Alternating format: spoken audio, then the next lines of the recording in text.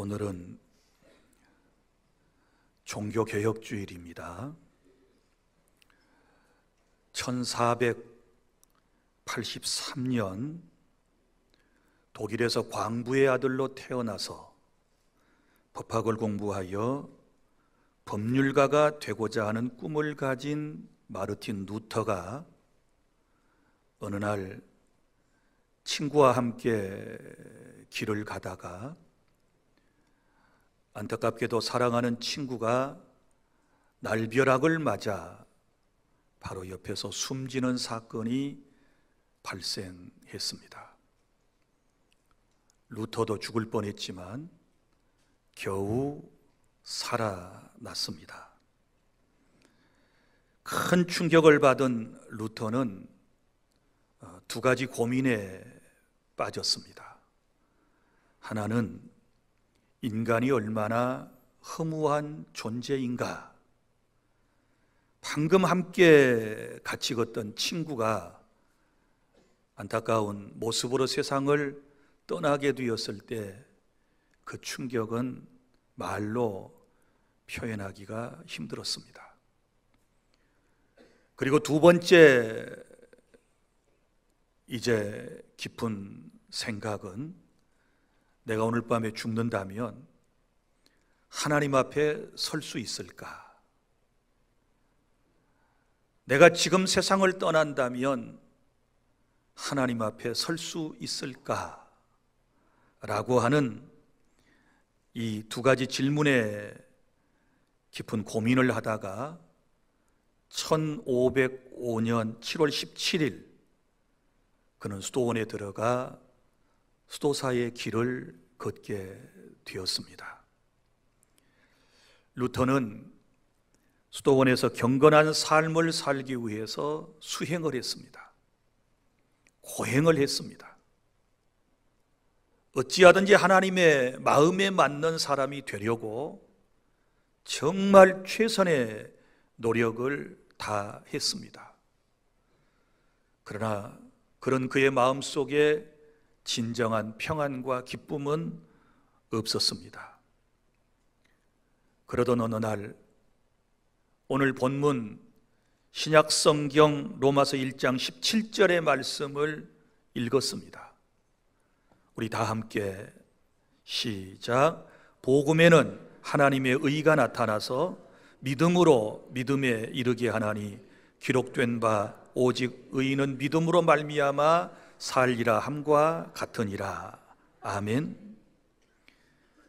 이 말씀에 은혜를 받고 큰 깨달음을 얻게 된 것입니다. 무슨 얘기인가 하면 내가 하나님 앞에 이르는 것은 나의 선행, 나의 행위의 의로움을 통해서가 아니고 믿음의 복음을 통하여 오직 하나님께서 주신 은혜의 복음, 믿음을 통해서만 하나님께 설 수 있다라고 하는 것을 깨닫게 된 것입니다. 무슨 얘기인가 하면 하나님의 의는 인간의 행위로 얻는 것이 아니라 예수 그리스도를 믿음으로 하나님께서 주시는 의임을 그는 깨닫게 된 것입니다. 이후로 1517년 10월 31일에 독일의 비텐베르그 성당 정문에 95개 조항의 반박문을 그는 게시를 하게 된 겁니다. 당시 로마 교황청의 면죄부 판매를 비롯한 교회의 타락을 신랄하게 비판했습니다. 이것이 바로 종교개혁의 시작이 되었던 것입니다. 그 이후에 루터의 영향을 받은 존 칼빈 그리고 쯔빙글리, 낙스 이런 사람으로 이 종교개혁 운동은 이루어지고 또 이어지며 개혁교회의 토대를 이루었고 오늘날 장로교, 루터교 또 개혁교회의 신학적 뿌리가 되었다는 것을 우리는 잘 알고 있습니다. 사랑하는 여러분, 그러면 종교개혁이라고 하는 뜻은 무엇일까요? 단순하게 풀이를 하면 종교를 개혁하자라고 하는 뜻인데요, 엄격히 말하면 기독교를 말하는 것이죠. 그러니까 잘못된 기독교를 개혁하자라고 하는 의미를 가지고 있고요. 그리고 영어로는 레포메이션이라고 그러는데, 이것이 이제 개혁이라고 하는 뜻이에요. 레포메이션. 그리고 이걸 라틴어에서 레포르마티오라고 하는 단어에서 왔는데요, 이 뜻을 해석을 하면 원래의 모습으로 돌아간다, 그런 뜻이에요. 우리가 옷이 문제가 생기면 낡거나 그러면 우리가 어디로 보내면, 세탁소에 보내면서 리폼한다 그러지요. 원래의 몸으로, 못으로 다시 복원한다, 뭐 이런 여러 가지 뜻을 가지고 있는 그런 의미가 있는 겁니다. 그래서 개혁교회를 리포엄드 처치라고 그러는데, 원래 형태의 교회로, 하나님이 원하시는 원래 성경에서 말하는 교회로 돌아가자라고 하는 운동을 개혁이라고 그러는 것입니다. 그래서 특별히 장로교회는 개혁교회라고 그래요. 별명이 개혁교회예요. 그러니까 늘 하나님의 말씀으로 돌아가고, 하나님의 은혜로 돌아가고, 하나님의 주권으로 돌아가고, 본래 교회의 모습으로 돌아가야 한다라고 하는 것이 우리 장로교, 그리고 또한 우리 개혁교회의 아주 중요한 사상이다라고 하는 것도 이번 기회에 알아둘 필요가 있는 것입니다. 그렇다면 여러분, 루터를 통하여 시작된 이 종교개혁은 사실은 제도 개혁이 아닙니다. 무슨 제도를 뜯어고치자는 그런 운동에서도 출발한 게 아니고, 문제는 심령의 개혁 운동입니다. 우리의 마음이, 우리의 영혼이, 우리의 삶이 하나님의 말씀으로 돌아가야 한다라고 하는 취지였던 것입니다. 그러니까 한 사람 루터의 마음이 새로워지자 여러분, 교회가 바뀌고 세상이 바뀌는 이런 놀라운 역사적 전환이 일어났다라고 하는 사실을 믿으시기를 바랍니다. 그래서 오늘 한 사람 루터를 통하여 바꾸신 하나님의 이 은혜 속에서 저와 여러분이 살아가고 있고, 이런 개혁의 운동은 지금도 계속되어져야만 하는 것입니다. 그러면 첫째로, 개혁은 우리가 어떻게 이해를 해야 되느냐? 그러면 제도보다도 마음의 변화에서부터 개혁이 시작이 된다라고 하는 것입니다. 여러분, 1517년, 그러니까 16세기 당시를 우리는 종교 개혁이 일어날 이 무렵을 암흑시대라고 그래요. 중세의 암흑시대라고 그러는데, 이때 여러분이 잘 아시는 바와 같이 겉은 매우 화려했어요.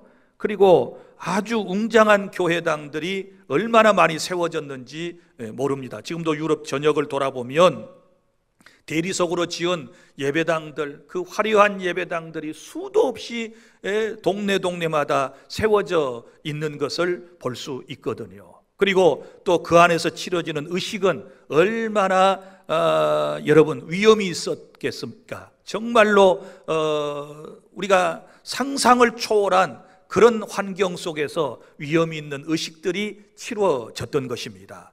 그런데 그럼에도 불구하고 안타까운 것은 그 예배에 참여하고 있는, 그리고 예배를 집례하고 있는 성직자들이 마음이 타락되어 있었어요. 마음이 부패해져 있었습니다. 마음이 하나님 앞에 온전하지를 못한 상태에서 이제 그런 일들이 계속 진행되고 있었기 때문에 이것이 하나님 아버지의 마음을 아프게 했던 것입니다. 여러분 잘 아시는 것처럼 중세시대에 면죄부가 이제 팔리지 않습니까? 그리고 또한 성직이 매매되지 않았겠습니까? 그리고 진리는 감추어졌어요. 여러분, 한 고을에 성경이 한두 권도 없을 정도로 그렇게 말씀 앞에 무지한 시대가 바로 중세 시대였거든요. 여러분, 그런데 정말 문제는 이렇게 되다 보니까 사람들의 마음이 타락해가지고 하나님으로부터 멀어지게 된 것이 더 큰 문제였던 것입니다. 여러분 보십시오. 중세의 사람들은요, 하나님보다 사람을 더 두려워했어요. 무슨 얘기예요? 성경에 보면 하나님 한 분 외에는 두려워할 대상이 없다 이렇게 말씀을 하셨는데, 어떤 권력을 가진 사람이라든지 어떤 정권에 있는 사람을 하나님보다 더 두려워하는 이런 안타까운 현실이었던 것이지요. 뿐만 아니라 말씀보다는 전통을 더 중요시했고 경건보다 의식을 더 중요하게 여겼던 때입니다. 그러니까 예배는 드렸고 신앙생활을 한다고는 했지만 마음은 하나님 앞에 온전히 드려지지 못한 그런 상태에 있었던 것입니다. 여러분, 이것은 오늘날 우리 한국교회 또 우리들의 모습과 같지 않습니까? 여러분 생각해 보십시오. 오늘 또 예배하는 이 자리에 우리가 성경 찬송을 들고 와서 예배 의식을 따라서 지금 예배를 하고 설교하는 시간에 설교를 여러분이 듣고 있습니다. 하지만 여러분, 정말 우리가 하나님 앞에 예배하러 나올 때마다, 그리고 예배하는 이 시간에 하나님을 두려워하고 있는가? 우리가 하나님 앞에서 예배하고 있거든요. 이걸 옛날 사람들은 라틴어로 코람데오의 신앙이라고 그랬어요. 코람데오. 하나님 앞에서, 번역하면 하나님 앞에서. 사자성어로 우리 옛 신앙의 조상들은 신전의식 이렇게 말했어요. 지금 우리는 하나님 앞에서 예배하고 있어요. 믿습니까? 그리고 목사는 지금 하나님 앞에서, 하나님이 지켜보시는 가운데서 나는 여러분들에게 하나님의 말씀을 선포하고 있습니다. 그러면 전하는 저도 하나님을 의식하고 말씀을 두렵고 떨림으로 전해야 되는 거고, 말씀을 받는 여러분들도 오늘 하나님께서 우리에게 들려주시는 말씀을 받을 때 두렵고 떨림으로 하나님의 말씀을 아멘하고 받는 이런 경건함이 우리에게 있는가? 우리가 기도를 올릴 때에도, 우리가 찬송을 할 때에도 정작 어미하신 하나님에 대한 두려움을 가지고 그 하나님을 의식하며 기도하고 그 하나님을 의식하며 지금 찬양하고 있는가라고 하는 것이지요. 예배 의식을 보면 문제가 하나도 없는 것처럼 보여집니다. 그런데 중요한 것은 마음이 오늘 여기에 있느냐 없느냐. 온 마음과 정성을 다하여 하나님 면전에서 예배하고, 하나님 면전에서 기도하고, 하나님 면전에서 찬양하고, 하나님 면전에서 우리가 헌신하고 봉사하고 있는가 라고 하는 것을 오늘 우리가 성찰해 보는 그런 시간이 될 수 있기를 바랍니다. 마음이 멀어져 있다면, 온 마음을 다하지 아니했다면 개혁의 대상은 바로 우리의 마음인 줄로 믿으시기를 바랍니다. 우리의 예배는 형식이 되어져 가고 있고 늘 교회 와서 하나님의 말씀을 듣긴 하지만은 삶에는 말씀의 흔적이 전혀 없다는 것이 문제인 것입니다. 사랑하는 여러분, 교회의 진정한 개혁이라고 하는 것은 심령의 회복입니다. 무슨 제도를 이렇게 저렇게 뜯어 고치고 하는 것보다 더 중요한 것은 바로 심령이 회복되어야 하는 것입니다. 지금으로부터 508년 전 종교개혁은 루터 한 사람의 심령의 변화로부터 시작이 되었다는 사실을 아셔야 합니다. 이 시대의 종교개혁도 마찬가지입니다. 내 심령의 변화로부터 여러분 종교개혁은 시작이 되는 것이고, 그리고 하나님의 말씀으로 내 심령의 변화가 먼저 일어나게 되었을 때 진정한 개혁은 있다는 사실을 믿으시기를 바랍니다. 말씀 없이 개혁은 절대로 일어나지 않아요. 루터가 하나님의 말씀 로마서 1장 17절을 통하여 은혜를 받았고 성령의 조명하심을 통하여 그 말씀을 바로 깨닫게 되었을 때 그는 그 자신뿐만 아니라 당시에 타락했던 중세교회를 다시 이렇게 세우는 놀라운 선구자의 사명을 감당하게 된 것입니다.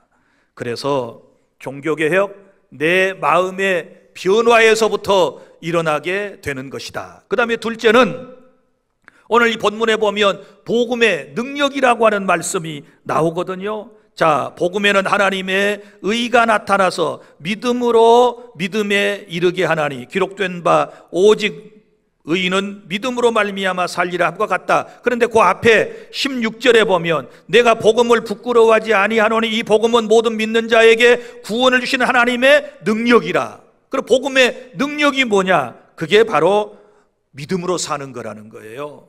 하나님의 복음이 우리로 하여금 믿음으로 살게 하신다. 그래서 의인은 믿음으로 산다. 여러분, 루터의 인생과 중세 타락한 교회를 바꾼 것은 하나님의 말씀인 줄 믿으시기를 바랍니다. 하나님께서 일찍이 하박국 선지자를 통하여 구약에서 하박국 2장 4절에 주신 말씀, 오직 의인은 믿음으로 살리라.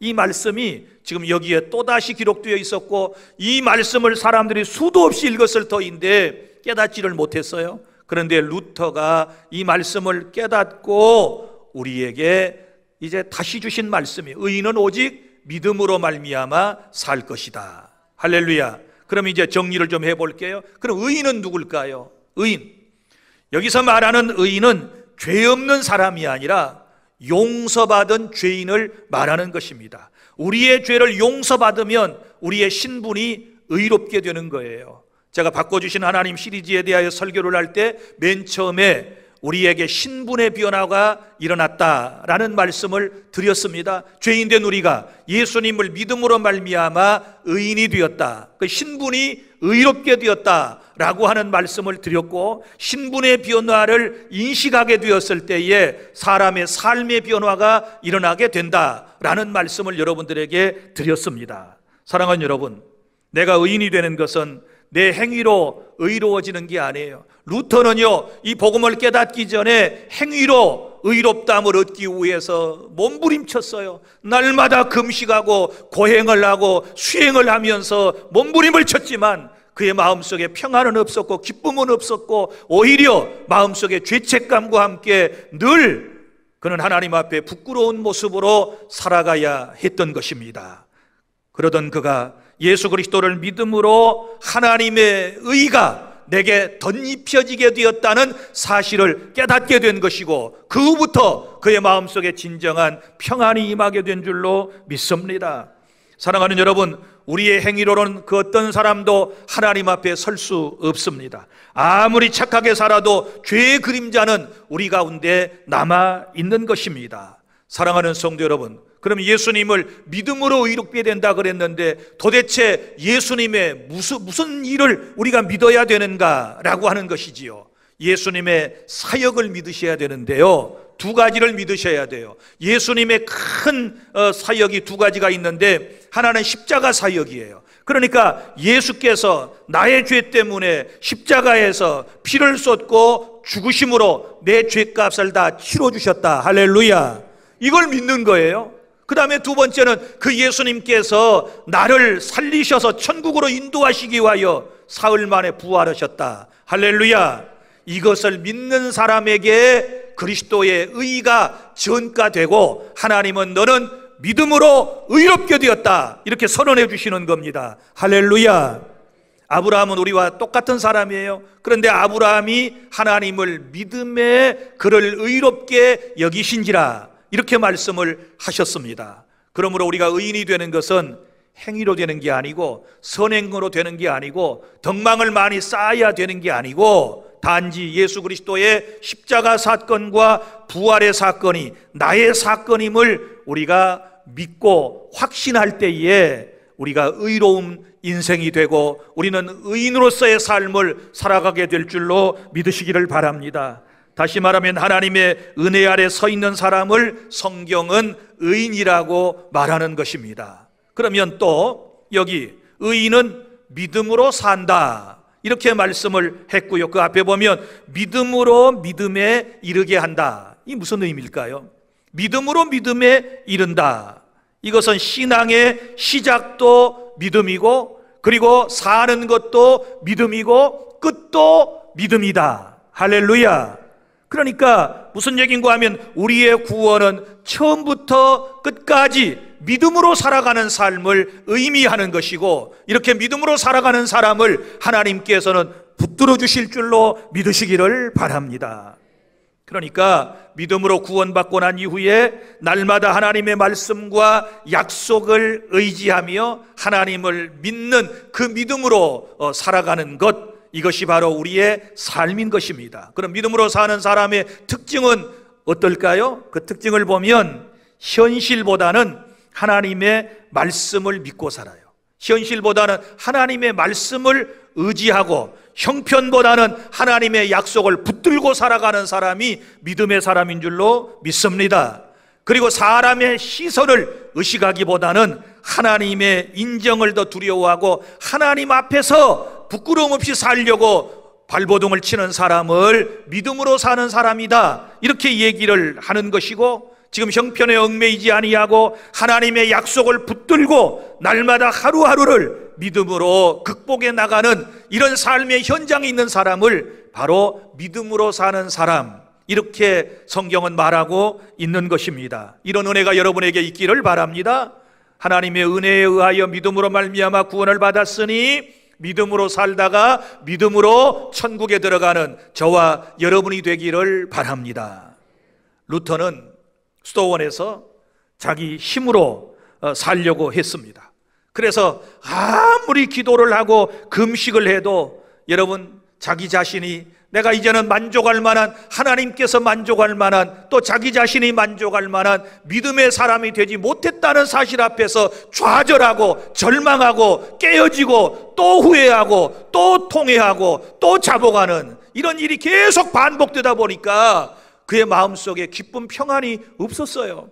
여러분 기억하세요. 오늘도 하나님의 말씀을 통하여 여러분 복음의 진리를 올바로 분별하지 못하고 깨닫지 못한 사람의 특징이 뭘까요? 예수를 믿어도 율법에 얽매여서 늘 어두워.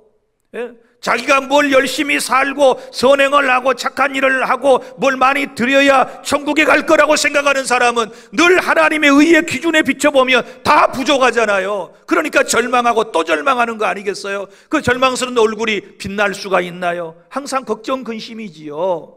그러나 감사하게도 우리 하나님께서는 나의 의가 아닌 예수 그리스도의 의를 내게 덧입혀 주셨어요. 할렐루야. 주님이 나를 대신하여 십자가에서 죽으시고 주님이 나를 살리기 위하여 다시 살아나신 그 놀라운 사실을 믿기만 하면, 그래 네가 나의 아들 예수를 믿었으니 내가 너를 의롭다고 선언하노라, 그리고 선포한 것이 바로 칭의라고 하는 말이에요. 믿습니까? 이런 은혜 속에 우리가 살아가는 것입니다. 그래서 그는 복음 안에서, 진리 안에서 이제 자유를 얻습니다. 진리를 알지니 진리가 너희를 자유롭게 하리라. 할렐루야. 성경을 바로 깨달으면 자유를 얻게 될 줄로 믿습니다. 기쁨을 누리게 될 줄로 믿습니다. 성경을 바로 깨달으면 여러분의 얼굴은 지금보다 더 밝아지게 될 것입니다. 더 환하게 빛난 모습으로 살아갈 수 있는 줄로 믿으시기를 바랍니다. 사랑하는 성도 여러분, 그리고 믿음으로 살아가는 사람은요, 실패해도 좌절하지 않습니다. 세상이 흔들리고 세상의 고통과 슬픔과 괴로운 일이 많아도 늘 하나님의 손이 나를 붙들어 주시고 나와 함께 하신다는 사실을 믿기 때문에 두려워하지 아니하고 담대하게 세상을 이겨낼 수 있는 줄 믿습니다.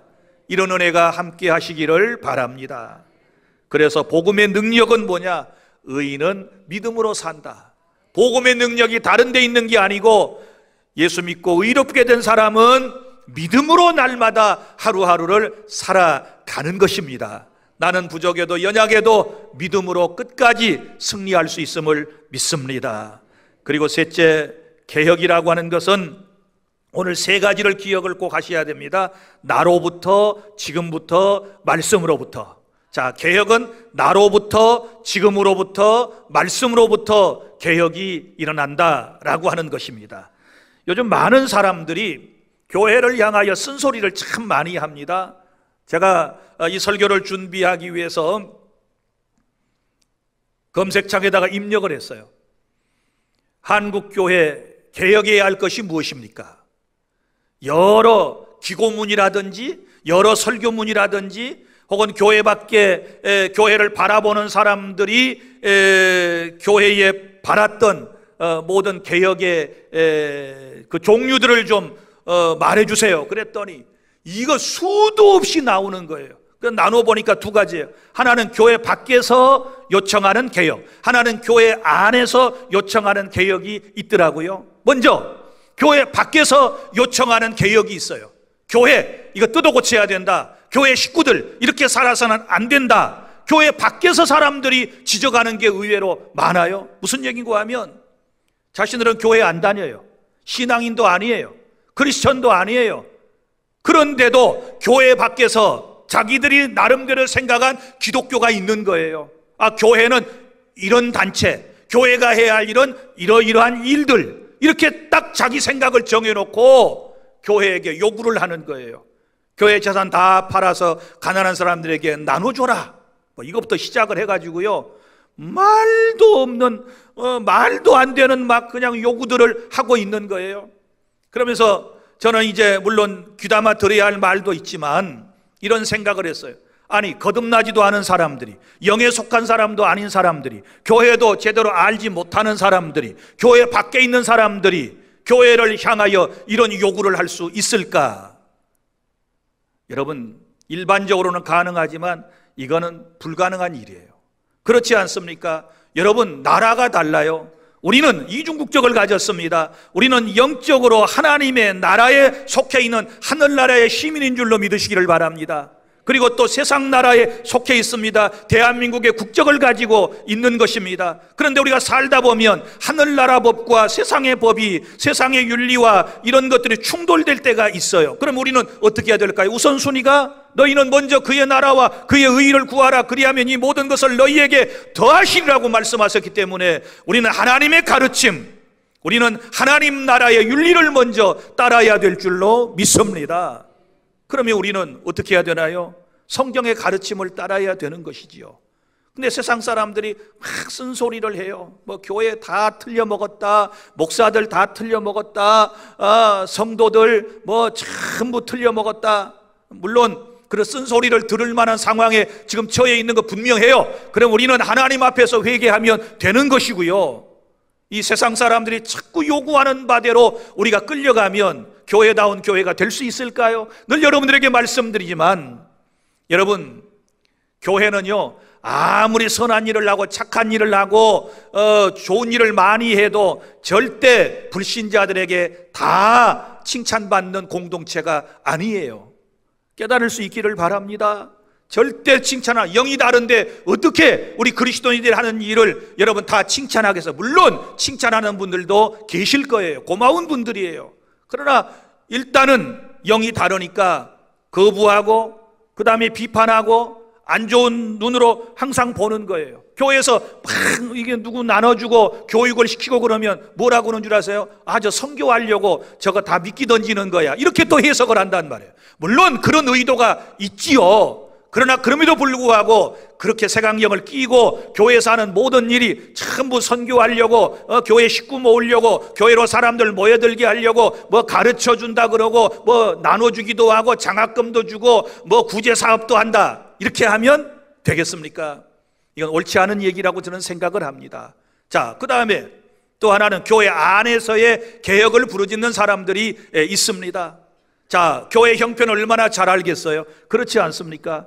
그리고 교회에 대하여 할 말이 얼마나 많이 있겠습니까? 여러분들은 교회에 와서 교회의 제도나 교회의 여러 가지 하는 일들이나 이거 다 여러분의 마음이 합당한가요? 여러분도 하실 말씀이 있으실 거예요. 교회 공동체 당회에 할 말이 있을 거고, 목사에게 할 말이 있을 거고, 옆에 있는 성도들에게 할 말이 있을 거고, 여러분이 속해 있는 기관에도 여러분이 목청을 돋워야 할 내용들이 있을 거라고 생각을 합니다. 그런데 여러분 생각해 보세요. 진정한 개혁은 나로부터라고 그랬지요. 나로부터. 자, 나로부터 내가 변하면 모든 것이 변해요. 루터 한 사람이 변하니까 중세 교회에 개혁이 일어났지 않았습니까? 우리가 하나님의 말씀으로 돌아가면, 하나님이 기뻐하신 자리로 돌아가면 여러분 나도 살고 교회도 개혁되고 이 나라의 민족 공동체도 변화되는 역사가 일어나게 될 줄로 믿으시기를 바랍니다.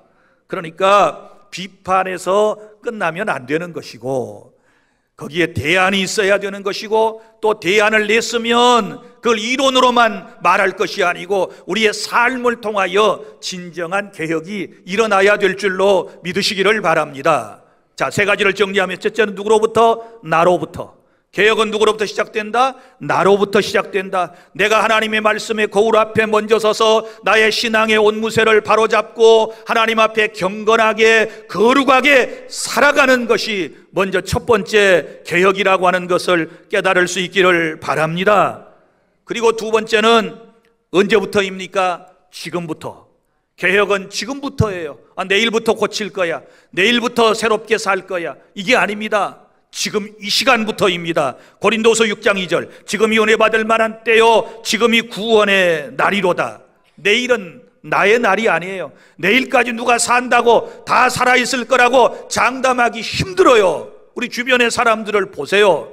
누가 내일 일을 알 수 있습니까? 그러므로 항상 이 시간이 중요한 거예요. 하나님께서는 우리의 신앙을 평가하실 때 과거도 물론 참조하시지만 지금 현재의 신앙을 하나님께서는 보시고 평가한다는 사실을 아셔야 돼요. 미래, 나중에 잘할게요, 내일부터 잘할게요, 열심히 할게요, 이거요, 하나님은 절대로 인정하시지 않습니다. 지금 이 순간이에요.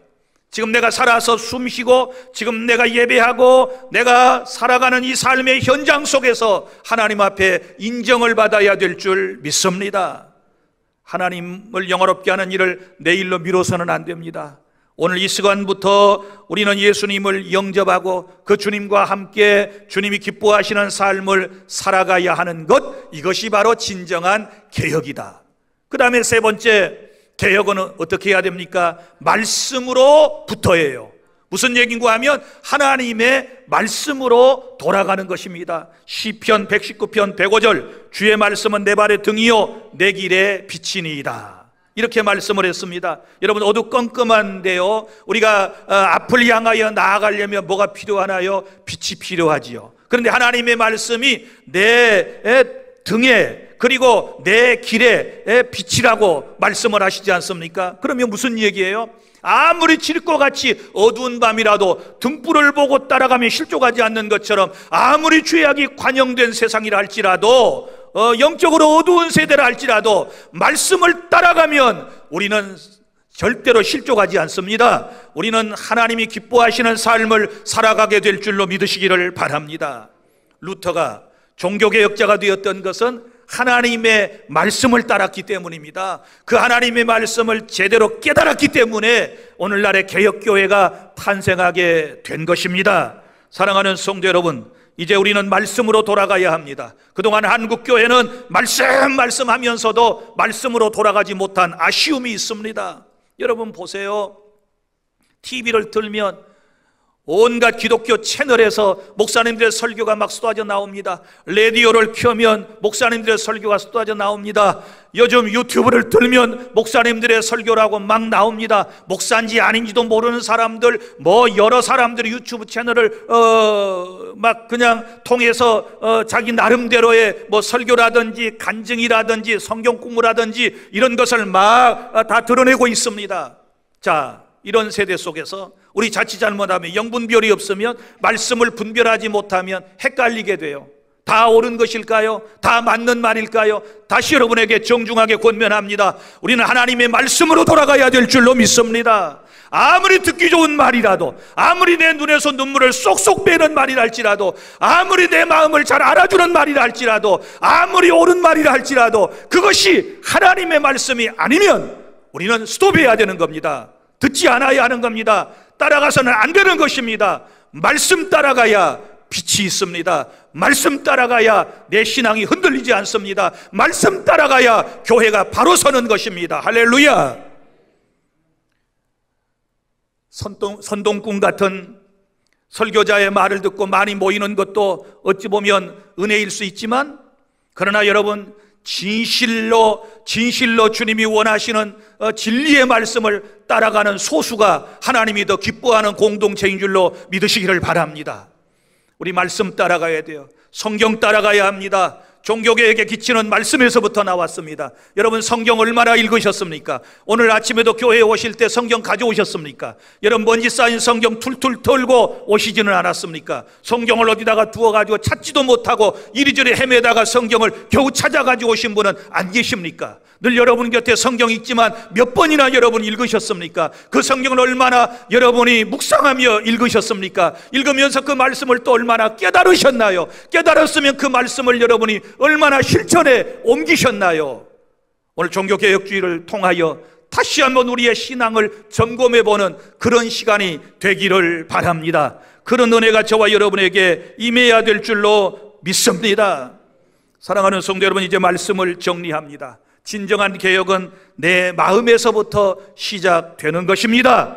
내 마음의 변화가 먼저 일어나야 돼요. 내가 물과 성령으로 거듭나고 난 이후에 내 마음이 예수 그리스도의 마음을 가지고 주님의 뜻대로 살려고 하는 결심과 각오가 있을 때 진정한 내 삶의 개혁, 변화가 일어나서 주님이 원하는 자리로 다시 돌아가게 될 줄 믿습니다.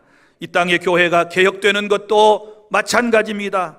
여러분, 내가 변화되는 것도 마찬가지입니다. 다시 원래의 자리로 돌아가는 것입니다. 종교개혁은 과거의 사건이 아닙니다. 지금 이 자리 내 안에서 다시 일어나야 할 복음의 역사인 줄로 믿습니다. 하나님의 말씀 앞에서 정직하게 무릎 꿇고 우리 말씀으로 돌아가야 합니다. 내 개인이 돌아가야 합니다. 우리 교회가 돌아가야 합니다. 우리 가정이 돌아갈 때 살 길이 열려지게 되는 것입니다. 오늘 우리의 고백은 주님, 종교개혁은 내 신앙의 개혁입니다. 내가 먼저 말씀대로 변화되게 하여 주시옵소서. 나로부터 개혁되게 하여 주시옵소서. 나의 잘못된 신앙관 그리고 신앙의 습관들, 이것 다 우리 오늘 고쳐야 되는 것입니다. 하나님께서 원하시는 모습들로 다 교정해야 될 줄로 믿으시기를 바랍니다. 그럴 때에 우리의 심령과 교회와 한국교회의 복음의 불길이 다시 타오르게 될 줄 믿습니다. 개혁은 먼 역사가 아닙니다. 여러분, 오늘 이 자리에서 내 마음에서부터 내가 결심하고 이제는 하나님의 말씀으로 돌아간다, 하나님의 말씀대로 살아가리라 라고 하는 이런 각오에서부터 새롭게 출발하는 저와 여러분과 우리 교회와 이 나라 민족 공동체의 교회가 되기를 바랍니다. 기도하겠습니다.